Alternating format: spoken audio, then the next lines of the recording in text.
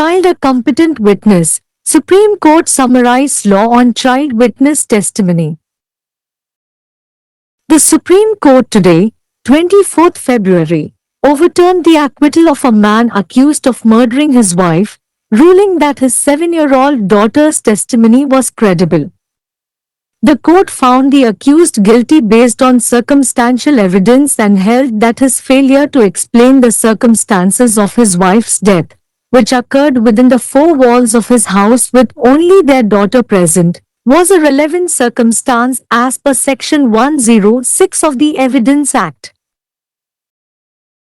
Heavily relying on the child witness testimony, the court observed that the testimony of a child witness cannot be dismissed outright because, under Section 118 of the Evidence Act, a child is competent to testify if they can understand the questions and provide rational answers. Moreover, the accused cannot benefit from a minor contradiction in the child's testimony and no corroboration of the child is required when his/her testimony remains credible and consistent. The bench comprising Justices J.B. Pardiwala and Manoj Misra summarized the law regarding the child witness testimony in the following words. I. The Evidence Act does not prescribe any minimum age for a witness, and as such a child witness is a competent witness and his or her evidence and cannot be rejected outrightly. 2. As per Section 118 of the Evidence Act, before the evidence of the child witness is recorded, a preliminary examination must be conducted by the trial court to ascertain if the child witness is capable of understanding sanctity of giving evidence and the import of the questions that are being put to him. 3. Before the evidence of the child witness is recorded, the trial court must record its opinion and satisfaction that the child witness understands the duty of speaking the truth and must clearly state why he is of such opinion. The questions put to the child in the course of the preliminary examination and the demeanor of the child and their ability to respond to questions coherently and rationally must be recorded by the trial court. The correctness of the opinion formed by the trial court as to why it is satisfied that the child witness was capable of giving evidence may be gone into by the appellate court by either scrutinizing the preliminary examination conducted by the trial court, or from the testimony of the child witness or the demeanor of the child during the deposition and cross-examination as recorded by the trial court. 4. The testimony of a child witness who is found to be competent to depose, i.e., capable of understanding the questions put to it and able to give coherent and rational answers would be admissible in evidence. The trial court must also record the demeanor of the child witness during the course of its deposition and cross-examination and whether the evidence of such child witness is his voluntary expression and not born out of the influence of others. 6. There is no requirement or condition that the evidence of a child witness must be corroborated before it can be considered. A child witness who exhibits the demeanor of any other competent witness and whose evidence inspires confidence can be relied upon without any need for corroboration and can form the sole basis for conviction. If the evidence of the child explains the relevant events of the crime without improvements or embellishments, the same does not require any corroboration whatsoever. 7. Corroboration of the evidence of the child witness may be insisted upon by the courts as measure of caution and prudence where the evidence of the child is found to be either tutored or riddled with material discrepancies or contradictions. There is no hard and fast rule when such corroboration would be desirous or required, and would depend upon the peculiar facts and circumstances of each case. 8. Child witnesses are considered as dangerous witnesses as they are pliable and liable to be influenced easily, shaped and molded, and as such the courts must rule out the possibility of tutoring. If the courts, after a careful scrutiny, find that there is neither any tutoring nor any attempt to use the child witness for ulterior purposes by the prosecution, then the courts must rely on the confidence-inspiring testimony of such a witness in determining the guilt or innocence of the accused.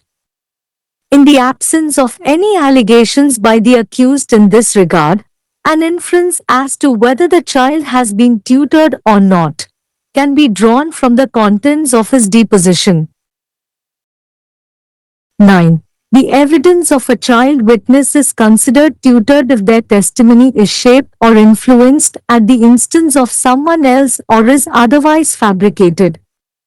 Where there has been any tutoring of a witness, the same may possibly produce too broad effects in their testimony. I. Improvisation or 2. Fabrication. I.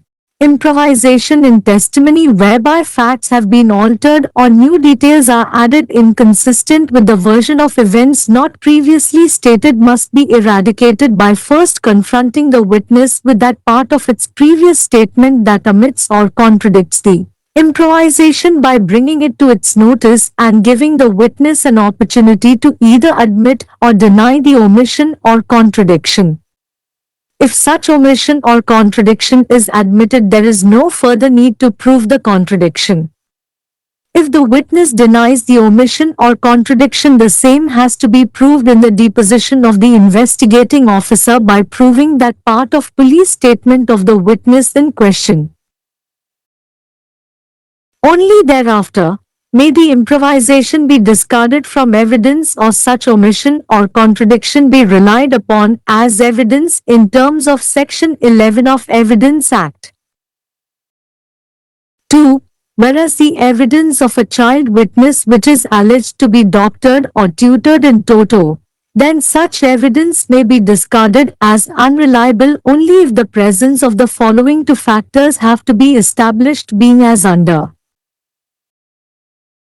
Small black square opportunity of tutoring of the child witness in question whereby certain foundational facts suggesting or demonstrating the probability that a part of the testimony of the witness might have been tutored have to be established. This may be done either by showing that there was a delay in recording the statement of such witness or that the presence of such witness was doubtful, or by imputing any motive on the part of such witness to depose falsely, or the susceptibility of such witness in falling prey to tutoring. However, a mere bald assertion that there is a possibility of the witness in question being tutored is not sufficient. Small black square reasonable likelihood of tutoring wherein the foundational facts suggesting a possibility of tutoring as established have to be further proven or cogently substantiated. This may be done by leading evidence to prove a strong and palpable motive to depose falsely, or by establishing that the delay in recording the statement is not only unexplained but indicative and suggestive of some unfair practice, or by proving that the witness fell prey to tutoring and was influenced by someone else, either by cross-examining such witness at length that leads to either material discrepancies or contradictions, or exposes a doubtful demeanor of such witness rife with sterile repetition and confidence lacking testimony, or through such degree of incompatibility of the version of the witness with the other material on record and attending circumstances that negates their presence as unnatural. X. Merely because a child witness is found to be repeating certain parts of what somebody asked her to say is no reason to discard her testimony as tutored, if it is found that what is in substance being deposed by the child witness is something that he or she had actually witnessed. A child witness who has withstood his or her cross-examination at length and able to describe the scenario implicating the accused in detail as the author of crime, then minor discrepancies or parts of coached deposition that have crept in will not by itself affect the credibility of such child witness. 11. Part of the statement of a child witness, even if tutored, can be relied upon, if the tutored part can be separated from the untutored part, in case such remaining untutored or untainted part inspires confidence. The untutored part of the evidence of the child witness can be believed and taken into consideration for the purpose of corroboration as in the case of a hostile witness. Background. The court was hearing the case where the respondent was accused of murdering his wife and subsequently cremating her body in a clandestine manner. The trial court convicted the respondent under sections 302, murder, 201, causing disappearance of evidence, and 34, common intention, of the Indian Penal Code, IPC. However, the High Court of Madhya Pradesh acquitted him, leading the state to appeal to the Supreme Court. The primary issue was whether the testimony of Rani, the 7-year-old daughter of the accused and the deceased, was reliable or if it was tutored. The court observed that child's testimony was detailed and consistent, as she recounted how her father, the accused, assaulted her mother, resulting in her death, and later secretly cremated the body.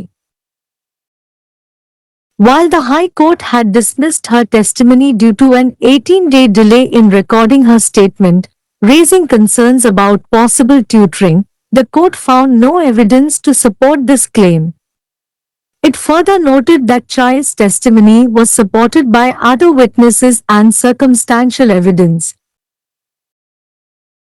The court reaffirmed that corroboration of a child witness's testimony is not mandatory if it is found to be credible and consistent. Accordingly, the court allowed the state's appeal and set aside the acquittal. Case title: The State of Madhya Pradesh vs. Balveer Singh. குழந்தை ஒரு திறமையான சாட்சி. குழந்தை சாட்சி சாட்சியம் குறித்த சட்டத்தை உச்சநீதிமன்றம் சுருக்கமாக கூறுகிறது. உச்சநீதிமன்றம் இன்று பிப்ரவரி 24 தனது மனைவியை கொலை செய்ததாக குற்றம் சாட்டப்பட்ட ஒருவரின் விடுதலையை ரத்து செய்து அவரது 7 வயது மகளின் சாட்சியம் நம்பகமானது என்று தீர்ப்பளித்தது. சூழ்நிலை ஆதாரங்களின் அடிப்படையில் குற்றம் சாட்டப்பட்டவரை குற்றவாளியாக கண்டறிந்த நீதிமன்றம், அவரது வீட்டின் 4 சுவர்களுக்குள் அவர்களின் மகள் மட்டுமே இருந்தபோது நிகழ்ந்த அவரது மனைவியின் மரணத்திற்கான சூழ்நிலைகளை அவர் விளக்கத் தவறியது, சாட்சியச் சட்டத்தின் பிரிவு 106 இன் படி ஒரு பொருத்தமான சூழ்நிலை என்று கூறியது. குழந்தை சாட்சி சாட்சியத்தை பெரிதும் நம்பி, ஒரு குழந்தை சாட்சியத்தின் சாட்சியத்தை முழுவதுமாக நிராகரிக்க முடியாது என்று நீதிமன்றம் கூறியது, ஏனெனில் சாட்சியச் சட்டத்தின் பிரிவு 118 இன் கீழ் ஒரு குழந்தை கேள்விகளை புரிந்து கொண்டு பகுத்தறிவு பதில்களை வழங்க முடிந்தால் சாட்சியமளிக்க தகுதியுடையவர். மேலும் குழந்தையின் சாட்சியத்தில் ஒரு சிறிய முரண்பாட்டிலிருந்து குற்றம் சாட்டப்பட்டவர் பயனடைய முடியாது, மேலும் அவளுடைய சாட்சியம் நம்பகமானதாகவும் நிலையானதாகவும் இருக்கும்போது குழந்தையின் எந்த உறுதிப்படுத்தலும் தேவையில்லை. நீதிபதிகள் ஜே.பி. பர்திவாலா மற்றும் மனோஜ் மிஸ்ரா ஆகியோர் அடங்கிய அமர்வு, குழந்தை சாட்சி சாட்சியம் தொடர்பான சட்டத்தை பின்வரும் வார்த்தைகளில் சுருக்கமாக கூறியது. சாட்சியத்திற்கான குறைந்தபட்ச வயது எதையும் சாட்சியச் சட்டம் பரிந்துரைக்கவில்லை, மேலும் அத்தகைய குழந்தை சாட்சி ஒரு திறமையான சாட்சி மற்றும் அவரது சாட்சியம் என்பதால் அதை முற்றிலும் நிராகரிக்க முடியாது. 2. சாட்சியச் சட்டத்தின் பிரிவு 118 இன் படி, குழந்தை சாட்சியின் சாட்சியம் பதிவு செய்யப்படுவதற்கு முன்பு குழந்தை சாட்சி சாட்சியம் அளிப்பதன் புனிதத்தன்மையையும் அவரிடம் கேட்கப்படும் கேள்விகளின் முக்கியத்துவத்தையும் புரிந்து கொள்ள முடியுமா என்பதை உறுதிப்படுத்த விசாரணை நீதிமன்றத்தால் ஒரு முதற்கட்ட பரிசோதனை நடத்தப்பட வேண்டும். 3.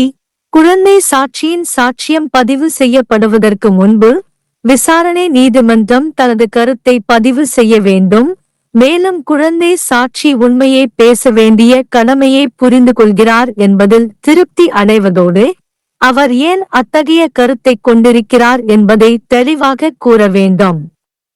ஆரம்பகட்ட பரிசோதனையின் போது குழந்தையிடம் கேட்கப்படும் கேள்விகள் மற்றும் குழந்தையின் நடத்தை மற்றும் கேள்விகளுக்கு ஒத்திசைவாகவும் பகுத்தறிவுடனும் பதிலளிக்கும் அவர்களின் திறன் ஆகியவை விசாரணை நீதிமன்றத்தால் பதிவு செய்யப்பட வேண்டும்.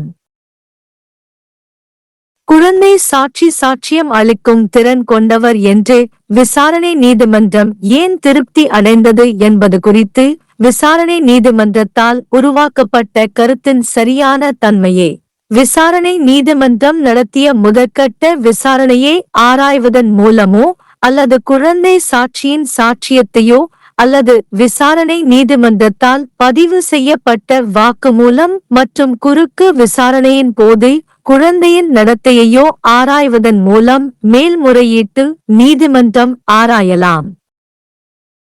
4.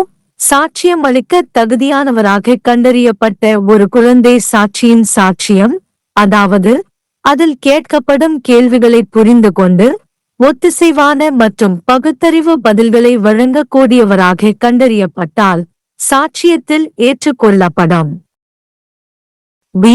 விசாரணை நீதிமன்றம் அதன் வாக்குமூலம் மற்றும் குறுக்கு விசாரணையின் போது குழந்தை சாட்சியின் நடத்தையையும் அத்தகைய குழந்தை சாட்சியின் சாட்சியம் அவரது தன்னார்வ வெளிப்பாடா மற்றும் மற்றவர்களின் செல்வாக்கால் பெறப்படவில்லையா என்பதையும் பதிவு செய்ய வேண்டும். 6. ஒரு குழந்தை சாட்சியின் சாட்சியம் பரிசீலிக்கப்படுவதற்கு முன்பு அதை உறுதிப்படுத்த வேண்டும் என்ற தேவை அல்லது நிபந்தனை இல்லை. வேறு எந்த திறமையான சாட்சியின் நடத்தையையும் வெளிப்படுத்தும் ஒரு குழந்தை சாட்சி நம்பிக்கையை தூண்டும் சாட்சியத்தை உறுதிப்படுத்த வேண்டிய அவசியமின்றி நம்பலாம் மற்றும் தண்டனைக்கு ஒரே அடிப்படையாக அமைவார். குழந்தையின் சாட்சியம் குற்றத்தின் தொடர்புடைய நிகழ்வுகளை மேம்பாடுகள் அல்லது அலங்காரங்கள் இல்லாமல் விளக்கினால் அதற்கு எந்த உறுதிப்படுத்தலும் தேவையில்லை. 7. குழந்தையின் சாட்சியங்கள் கற்பிக்கப்பட்டதாகவோ அல்லது பொருள் முரண்பாடுகள் அல்லது முரண்பாடுகளால் நிறைந்ததாகவோ கண்டறியப்பட்டால் எச்சரிக்கை மற்றும் விவேகத்தின் நடவடிக்கையாக குழந்தை சாட்சியின் சாட்சியத்தை உறுதிப்படுத்த நீதிமன்றங்கள் வலியுறுத்தலாம். அத்தகைய உறுதிப்படுத்தல் விரும்பத்தக்கதாகவோ அல்லது தேவைப்படும் போதும் ஒவ்வொரு வழக்கின் தனித்துவமான உண்மைகள் மற்றும் சூழ்நிலைகளை பொறுத்தும் எந்த கடினமான மற்றும் வேகமான விதியும் இல்லை. 8. குழந்தை சாட்சிகள் ஆபத்தான சாட்சிகளாக கருதப்படுகிறார்கள், ஏனெனில் அவர்கள் நெகிழ்வானவர்கள் மற்றும் எளிதில் செல்வாக்கு செலுத்தக்கூடியவர்கள், வடிவமைக்கப்படுபவர்கள் மற்றும் வடிவமைக்கப்படுபவர்கள். எனவே நீதிமன்றங்கள் பயிற்சி அளிப்பதற்கான சாத்தியத்தை நிராகரிக்க வேண்டாம். நீதிமன்றங்கள் கவனமாக ஆராய்ந்த பிறகு வழக்கு தொடுப்பவர் குழந்தை சாட்சியை மறைமுக நோக்கங்களுக்காக பயன்படுத்த எந்த முயற்சியும் எடுக்கவில்லை என்பதை கண்டறிந்தால் குற்றம் சாட்டப்பட்டவரின் குற்றத்தையோ அல்லது குற்றமற்ற தன்மையையோ தீர்மானிப்பதில் நீதிமன்றங்கள் அத்தகைய சாட்சியின் நம்பிக்கையை தூண்டும் சாட்சியத்தை நம்பியிருக்க வேண்டாம். இது தொடர்பாக குற்றம் சாட்டப்பட்டவர் எந்த குற்றச்சாட்டுகளையும் முன்வைக்காத நிலையில் குழந்தை பயிற்சி பெற்றதா இல்லையா என்பது குறித்த ஒரு அனுமானத்தை அவரது வாக்குமூலத்தின் உள்ளடக்கங்களிலிருந்து பெறலாம். 9. ஒரு குழந்தை சாட்சியின் சாட்சியம் வேறொருவரின் வேண்டுகோளின் பேரில் வடிவமைக்கப்பட்டாலோ அல்லது செல்வாக்கு செலுத்தப்பட்டாலோ அல்லது வேறுவிதமாக ஜோடிக்கப்பட்டாலோ அது பயிற்சி பெற்றதாக கருதப்படுகிறது. ஒரு சாட்சிக்கு ஏதேனும் பயிற்சி அளிக்கப்பட்டிருந்தால் அது அவர்களின் சாட்சியத்தில் 2 பரந்த விளைவுகளை ஏற்படுத்தக்கூடும்: மேம்படுத்தல் அல்லது புனைகதை. சாட்சியத்தில் முன்னர் கூறப்படாத நிகழ்வுகளின் பதிப்புக்கு முரணாக உண்மைகள் மாற்றப்பட்ட அல்லது புதிய விவரங்கள் சேர்க்கப்பட்ட மேம்பாட்டை முதலில் சாட்சியிடம் எதிர்கொண்டு அந்த மேம்பாட்டை தவிர்க்கும் அல்லது முரண்படும் முந்தைய அறிக்கையின் பகுதியை அவரது கவனத்திற்கு கொண்டு வந்து சாட்சிக்கு விடுபட்டதை அல்லது முரண்பாட்டை ஒப்புக்கொள்ள அல்லது மறுக்க ஒரு வாய்ப்பை வழங்குவதன் மூலம் ஒழிக்க வேண்டும். அத்தகைய விடுபட்டது அல்லது முரண்பாடு ஒப்புக்கொள்ளப்பட்டால் அந்த முரண்பாட்டை நிரூபிக்க வேண்டிய அவசியமில்லை. சாட்சி விடுபட்டதை அல்லது முரண்பாட்டை மறுத்தால் விசாரணை அதிகாரியின் வாக்குமூலத்தில் கேள்விக்குரிய சாட்சியின் காவல் அறிக்கையின் அந்த பகுதியை நிரூபிப்பதன் மூலம் அதை நிரூபிக்க வேண்டும். அதன் பிறகுதான் சாட்சிய சட்டத்தின் பிரிவு 11 இன் படி மேம்பாட்டை ஆதாரத்திலிருந்து நிராகரிக்க முடியும் அல்லது அத்தகைய விடுபட்டது அல்லது முரண்பாட்டை ஆதாரமாக நம்பலாம். 2. ஒரு குழந்தை சாட்சியின் சாட்சியம் முழுமையாக போலியாகவோ அல்லது பயிற்சி பெற்றதாகவோ கூறப்படும் நிலையில் பின்வரும் 2 காரணிகள் இருப்பதை கீழ்க்கண்டவாறு நிறுவ வேண்டியிருந்தால் மட்டுமே அத்தகைய சான்றுகள் நம்பகத்தன்மையற்ற என்று நிராகரிக்கப்படலாம். கேள்விக்குரிய குழந்தை சாட்சியின் சாட்சியத்தின் ஒரு பகுதி பயிற்சி பெற்றிருக்க வேண்டிய நிகழ்தகவை குறிக்கும் அல்லது நிரூபிக்கும் சில அடிப்படை உண்மைகள். அத்தகைய சாட்சியின் வாக்குமூலத்தை பதிவு செய்வதில் தாமதம் ஏற்பட்டதாக காட்டுவதன் மூலமோ அல்லது அத்தகைய சாட்சியின் இருப்பு சந்தேகத்திற்குரியது என்பதை காட்டுவதன் மூலமோ அல்லது அத்தகைய சாட்சி பொய்யாக சாட்சியமளிக்க ஏதேனும் நோக்கத்தை கொண்டிருப்பதாக கூறுவதன் மூலமோ அல்லது அத்தகைய சாட்சி பயிற்சிக்கு பலியாவதற்கான வாய்ப்புள்ளது என்பதை கூறுவதன் மூலமோ இதை செய்யலாம். இருப்பினும் கேள்விக்குரிய சாட்சி பயிற்சி பெறுவதற்கான வாய்ப்பு இருப்பதாக வெறும் ஒரு தெளிவான கூற்று போதுமானதாக இல்லை. நிறுவப்பட்டபடி பயிற்சி பெறுவதற்கான சாத்தியக்கூறுகளை குறிக்கும் அடிப்படை உண்மைகள் மேலும் நிரூபிக்கப்பட வேண்டும் அல்லது தெளிவாக நிரூபிக்கப்பட வேண்டும். பொய்யான சாட்சியத்தை வழங்குவதற்கான வலுவான மற்றும் தெளிவான நோக்கத்தை நிரூபிக்க ஆதாரங்களை முன்வைப்பதன் மூலம் அல்லது அறிக்கையை பதிவு செய்வதில் ஏற்பட்ட தாமதம் விவரிக்கப்படாது மட்டுமல்லாமல் சில நியாயமற்ற நடைமுறைகளை குறிக்கிறது மற்றும் குறிக்கிறது என்பதை நிறுவுவதன் மூலம் அல்லது சாட்சியை குறுக்கு விசாரணை செய்வதன் மூலம் அல்லது சாட்சியின் சந்தேகத்திற்குரிய நடத்தையை வெளிப்படுத்துவதன் மூலம் அது பொருள் முரண்பாடுகள் அல்லது முரண்பாடுகளுக்கு வழிவகுக்கிறது அல்லது சாட்சியம் இல்லாத மலட்டுத்தன்மையுள்ள மீண்டும் மீண்டும் மற்றும் நம்பிக்கையற்ற சாட்சியத்துடன் அல்லது சாட்சியின் பதிப்பின் பொருந்தாத தன்மை மற்றும் அவர்களின் இருப்பை இயற்கைக்கு மாறானது என்று மறுக்கும் சூழ்நிலைகள் மூலம் சாட்சியத்தை வேறு ஒருவரால் பாதிக்கப்பட்டார் என்பதை நிரூபிப்பதன் மூலம் இதை செய்யலாம். ஒரு குழந்தை சாட்சி யாரோ அவரிடம் கேட்டவற்றின் சில பகுதிகளை மீண்டும் மீண்டும் கூறுவதாக கண்டறியப்பட்டதால் குழந்தை சாட்சியால் சாராம்சத்தில் கூறப்படுவது அவர் அல்லது அவள் உண்மையில் கண்ட ஒன்று என்று கண்டறியப்பட்டால் அவளுடைய சாட்சியத்தை பயிற்சி பெற்றதாக நிராகரிக்க எந்த காரணமும் இல்லை. ஒரு குழந்தை சாட்சி தனது குறுக்கு விசாரணையை நீண்ட நேரம் தாங்கி குற்றம் சாட்டப்பட்டவரை குற்றத்தின் ஆசிரியர் என்று விரிவாக விவரிக்க முடிந்தால் சிறிய முரண்பாடுகள் அல்லது பயிற்சி பெற்ற வாக்குமூலத்தின் பகுதிகள் ஊடுருவினால் அது குழந்தை சாட்சியின் நம்பகத்தன்மையை பாதிக்காது. 11.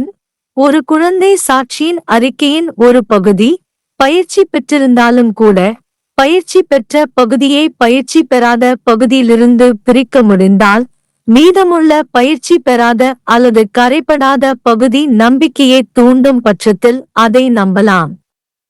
குழந்தை சாட்சியின் சாட்சியத்தின் கற்பிக்கப்படாத பகுதியை நம்பலாம் மற்றும் கருத்தில் கொள்ளலாம் அல்லது விரோத சாட்சியின் வழக்கைப் போலவே உறுதிப்படுத்தலின் நோக்கத்திற்காகவும் பரிசீலிக்கலாம். பின்னணி: பிரதிவாதி தனது மனைவியை கொலை செய்து பின்னர் அவரது உடலை இரகசியமாக தகனம் செய்ததாக குற்றம் சாட்டப்பட்ட வழக்கை நீதிமன்றம் விசாரித்து வந்தது.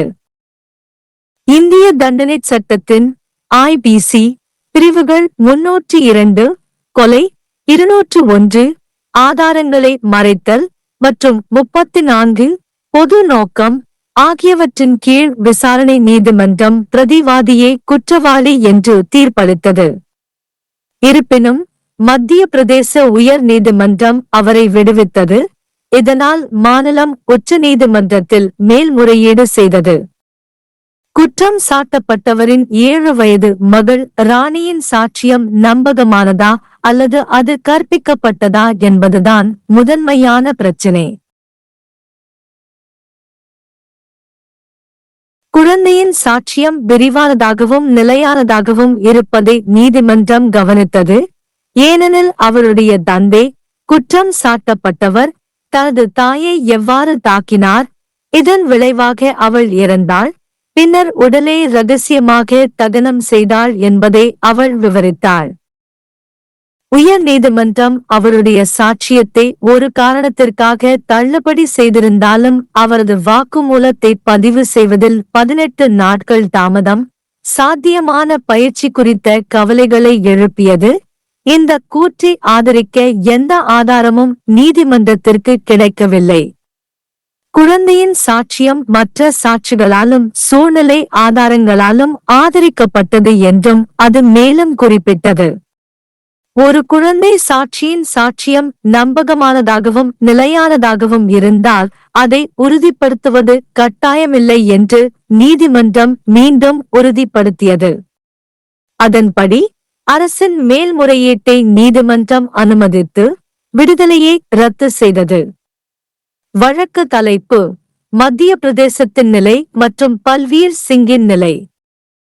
बच्चा एक सक्षम गवाह है। सुप्रीम कोर्ट ने बाल गवाह की गवाही पर कानून का सारांश दिया। सुप्रीम कोर्ट ने आज 24 फरवरी अपनी पत्नी की हत्या के आरोपी एक व्यक्ति को बरी करने के फैसले को पलट दिया। यह फैसला सुनाते हुए कि उसकी 7 वर्षीय बेटी की गवाही विश्वसनीय थी। कोर्ट ने परिस्थितिजन्य साक्ष्य के आधार पर आरोपी को दोषी पाया और माना कि उसकी पत्नी की मौत की परिस्थितियों को स्पष्ट करने में उसकी विफलता, जो उसके घर की चारदीवारी के भीतर हुई थी, केवल उनकी बेटी की मौजूदगी में हुई। साक्ष्य अधिनियम की धारा 106 के अनुसार एक प्रासंगिक परिस्थिति थी। बाल गवाह की गवाही पर बहुत अधिक भरोसा करते हुए कोर्ट ने कहा कि बाल गवाह की गवाही को पूरी तरह से खारिज नहीं किया जा सकता है, क्योंकि साक्ष्य अधिनियम की धारा 118 के तहत एक बच्चा गवाही देने के लिए सक्षम है यदि वह प्रश्नों को समझ सकता है और तर्कसंगत उत्तर दे सकता है। इसके अलावा बच्चे की गवाही में मामूली विरोधाभास से आरोपी को कोई फायदा नहीं हो सकता है, और जब उसकी गवाही विश्वसनीय और सुसंगत रहती है तो बच्चे की पुष्टि की आवश्यकता नहीं होती है। न्यायमूर्ति जेबी पारदीवाला और मनोज मिश्रा की पीठ ने बाल गवाह की गवाही के संबंध में कानून का सारांश निम्नलिखित शब्दों में प्रस्तुत किया। साक्ष्य अधिनियम में गवाह के लिए कोई न्यूनतम आयु निर्धारित नहीं की गई है और इस प्रकार बाल गवाह एक सक्षम गवाह है और उसके साक्ष्य को पूरी तरह से खारिज नहीं किया जा सकता है। 2. साक्ष्य अधिनियम की धारा 118 के अनुसार बाल गवाह के साक्ष्य को दर्ज करने से पहले ट्रायल कोर्ट द्वारा यह पता लगाने के लिए प्रारंभिक जांच की जानी चाहिए कि क्या बालगवाह साक्ष्य देने की पवित्रता और उससे पूछे जा रहे प्रश्नों के महत्व को समझने में सक्षम है। 3. बाल गवाह के साक्ष्य को दर्ज करने से पहले ट्रायल कोर्ट को अपनी राय और संतुष्टि दर्ज करनी चाहिए कि बाल गवाह सच बोलने के कर्तव्य को समझता है और उसे स्पष्ट रूप से बताना चाहिए कि वह ऐसी राय क्यों रखता है। प्रारंभिक जांच के दौरान बच्चे से पूछे गए प्रश्न और बच्चे का व्यवहार और प्रश्नों का सुसंगत और तर्कसंगत तरीके से जवाब देने की उनकी क्षमता को ट्रायल कोर्ट द्वारा दर्ज किया जाना चाहिए। अपीलीय न्यायालय द्वारा विचारण न्यायालय द्वारा बनाई गई राय की सत्यता की जांच कि वह क्यों संतुष्ट है कि बाल साक्षी साक्ष्य देने में सक्षम था, या तो विचारण न्यायालय द्वारा की गई प्रारंभिक जांच की जांच करके या बाल साक्षी की गवाही या विचारण न्यायालय द्वारा दर्ज किए गए बयान और जिरह के दौरान बच्चे के आचरण से की जा सकती है। 4 ऐसे बाल साक्षी की गवाही जो बयान देने में सक्षम पाया जाता है, अर्थात उससे पूछे गए प्रश्नों को समझने में सक्षम है और सुसंगत और तर्कसंगत उत्तर देने में सक्षम है, साक्ष्य में स्वीकार्य होगी। विचारण न्यायालय को अपने बयान और जिरह के दौरान बाल साक्षी के आचरण को भी दर्ज करना चाहिए और यह भी देखना चाहिए कि क्या ऐसे बाल साक्षी का साक्ष्य उसकी स्वैच्छिक अभिव्यक्ति है और दूसरों के प्रभाव से उत्पन्न नहीं है। 6 ऐसी कोई आवश्यकता या शर्त नहीं है कि किसी बाल साक्षी के साक्ष्य पर विचार करने से पहले उसकी पुष्टि की जानी चाहिए। एक बाल गवाह जो किसी अन्य सक्षम गवाह के आचरण को प्रदर्शित करता है और जिसका साक्ष्य विश्वास पैदा करता है, उस पर बिना किसी पुष्टिकरण की आवश्यकता के भरोसा किया जा सकता है और वह दोष सिद्धि के लिए एकमात्र आधार बन सकता है। यदि बच्चे का साक्ष्य अपराध की प्रासंगिक घटनाओं को बिना किसी सुधार या अलंकरण के स्पष्ट करता है, तो उसे किसी भी प्रकार की पुष्टिकरण की आवश्यकता नहीं है। 7 बाल गवाह के साक्ष्य की पुष्टि पर न्यायालयों द्वारा सावधानी और विवेक के उपाय के रूप में जोर दिया जा सकता है, जहां बच्चे का साक्ष्य या तो सिखाया हुआ या भौतिक विसंगतियों या विरोधाभासों से भरा हुआ पाया जाता है। ऐसा कोई कठोर नियम नहीं है कि ऐसी पुष्टि कब वांछनीय या आवश्यक होगी और यह प्रत्येक मामले के विशिष्ट तथ्यों और परिस्थितियों पर निर्भर करेगा। 8 बाल गवाहों को खतरनाक गवाह माना जाता है क्योंकि वे लचीले होते हैं और आसानी से प्रभावित, आकार और ढाले जा सकते हैं और इस तरह न्यायालयों को सिखाए जाने की संभावना को खारिज करना चाहिए। यदि न्यायालय सावधानी पूर्वक जांच के पश्चात पाते हैं कि अभियोजन पक्ष द्वारा न तो किसी प्रकार का प्रशिक्षण दिया गया है और न ही बाल गवाह का गलत उद्देश्यों के लिए उपयोग करने का प्रयास किया गया है, तो न्यायालयों को अभियुक्त के दोष या निर्दोषता का निर्धारण करने में ऐसे गवाह की विश्वास प्रेरक गवाही पर निर्भर रहना चाहिए। इस संबंध में अभियुक्त द्वारा कोई आरोप न लगाए जाने की स्थिति में उसके बयान की विषय वस्तु से यह अनुमान लगाया जा सकता है कि बच्चे को प्रशिक्षण दिया गया है या नहीं। 9 बाल गवाह के साक्ष्य को प्रशिक्षण दिया गया माना जाता है यदि उनकी गवाही किसी अन्य के कहने पर गढ़ी गई है या प्रभावित की गई है या अन्यथा गढ़ी गई है। जहां किसी गवाह को प्रशिक्षण दिया गया है, वहां संभवतः उसकी गवाही में 2 व्यापक प्रभाव उत्पन्न हो सकते हैं: आय सुधार या 2 निर्माण। आय गवाही में ऐसी गलती जिसके कारण तथ्यों को बदल दिया गया हो या नए विवरण जोड़े गए हों जो पहले नहीं बताई गई घटनाओं के संस्करण से असंगत हों, उसे पहले गवाह के सामने उसके पिछले बयान के उस हिस्से को लाकर समाप्त किया जाना चाहिए जो गलती को छोड़ देता है या उसका खंडन करता है,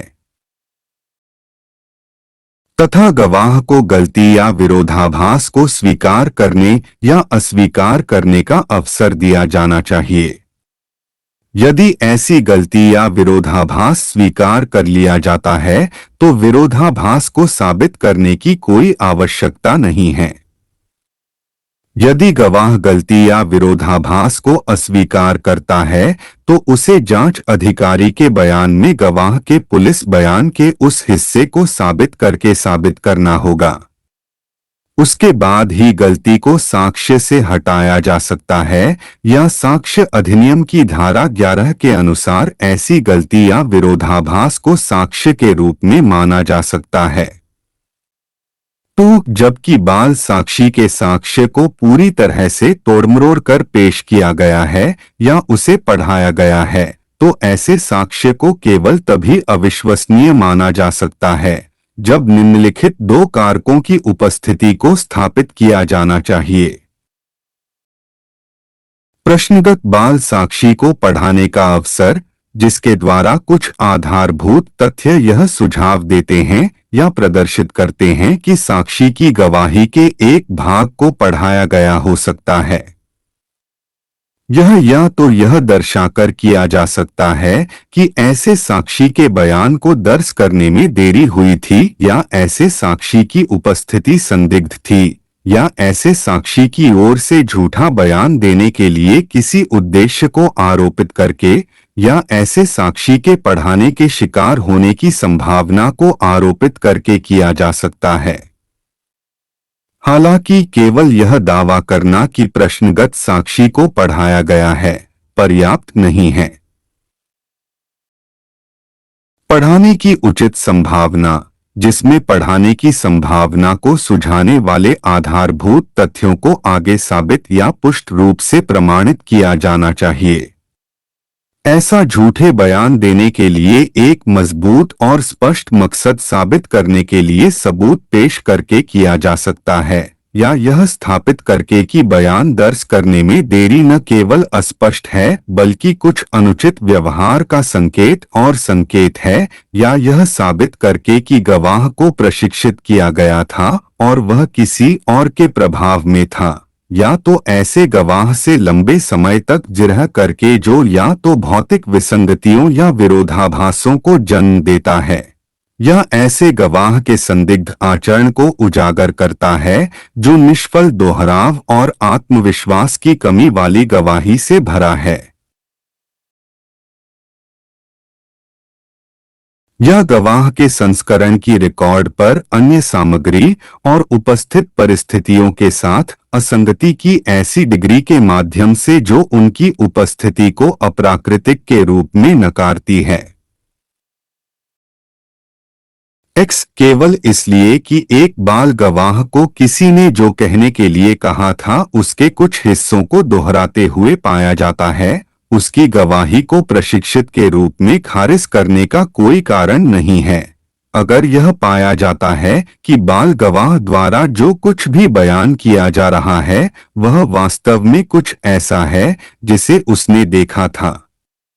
एक बाल गवाह जिसने अपनी जिरह का विस्तार से सामना किया है और वह अपराध के लेखक के रूप में अभियुक्त को शामिल करने वाले परिदृश्य का विस्तार से वर्णन करने में सक्षम है, तो छोटी मोटी विसंगतियां या प्रशिक्षित बयान के हिस्से जो घुस आए हैं वे अपने आप में ऐसे बाल गवाह की विश्वसनीयता को प्रभावित नहीं करेंगे।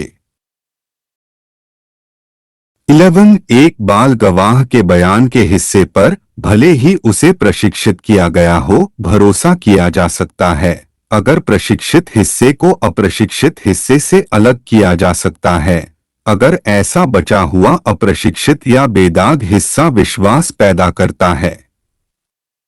बाल गवाह के साक्ष्य के अप्रशिक्षित भाग पर विश्वास किया जा सकता है और उसे ध्यान में रखा जा सकता है या शत्रुतापूर्ण गवाह के मामले में पुष्टिकरण के उद्देश्य से लिया जा सकता है।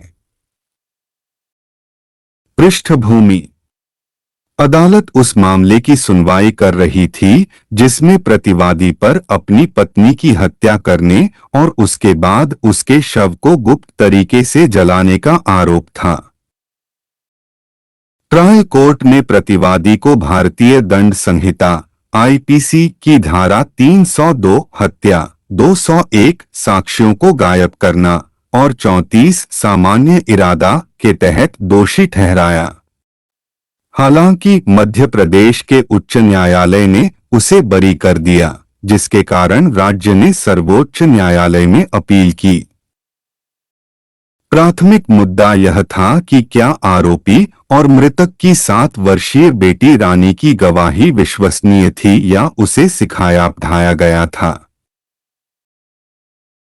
अदालत ने पाया कि बाल की गवाही विस्तृत और सुसंगत थी, क्योंकि उसने बताया कि कैसे उसके पिता आरोपी ने उसकी मां पर हमला किया, जिसके परिणामस्वरूप उसकी मृत्यु हो गई और बाद में गुप्त रूप से शव का अंतिम संस्कार कर दिया। जबकि उच्च न्यायालय ने उसके बयान को दर्ज करने में 18 दिन की देरी के कारण उसकी गवाही को खारिज कर दिया था, जिससे संभावित ट्यूशन के बारे में चिंताएं बढ़ गई थीं। न्यायालय को इस दावे का समर्थन करने के लिए कोई सबूत नहीं मिला। इसने आगे कहा कि बच्चे की गवाही को अन्य गवाहों और परिस्थितिजन्य साक्ष्यों द्वारा समर्थित किया गया था। न्यायालय ने फिर से पुष्टि की कि यदि किसी बच्चे के गवाह की गवाही विश्वसनीय और सुसंगत पाई जाती है तो उसकी पुष्टि अनिवार्य नहीं है। तदनुसार न्यायालय ने राज्य की अपील को स्वीकार कर लिया और बरी करने के फैसले को रद्द कर दिया। केस का शीर्षक मध्य प्रदेश राज्य बनाम बलवीर सिंह।